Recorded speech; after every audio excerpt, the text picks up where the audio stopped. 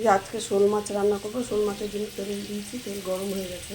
আমি আস্তে আস্তে মাছগুলোকে এবার দিয়ে দেবো।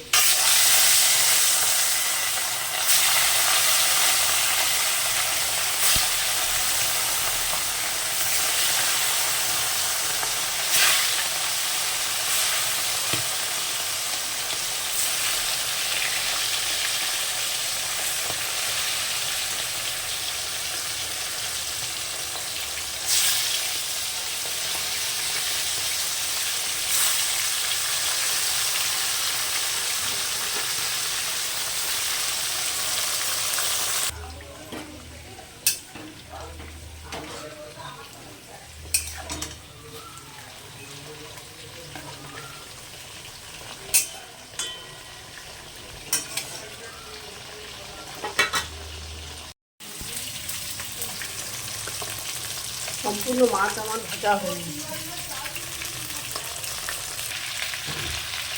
আলুটাকে জিরে ফোড়ন দিয়ে তেজপাতা ফোড়ন দিয়ে আলুটাকে ভেজে নিচ্ছি। মশলাটা দিয়ে দিচ্ছি জিরের গুঁড়ো, হলুদ গুঁড়ো, লঙ্কার গুঁড়ো, আদা বাটা।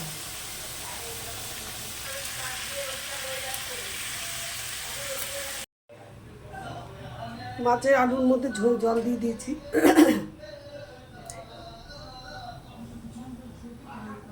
মাছের ঝোল খুব ভালো করে ফুটে গেছে। এবার আমি আস্তে আস্তে মাছগুলো সব দিয়ে দেবো।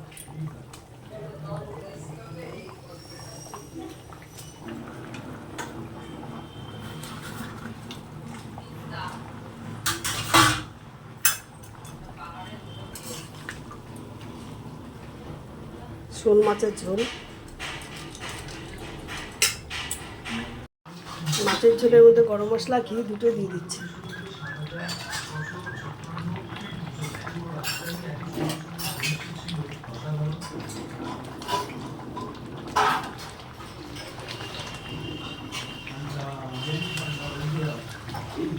এবার আমি মাছের ঝোলটাকে নামিয়ে দেবো।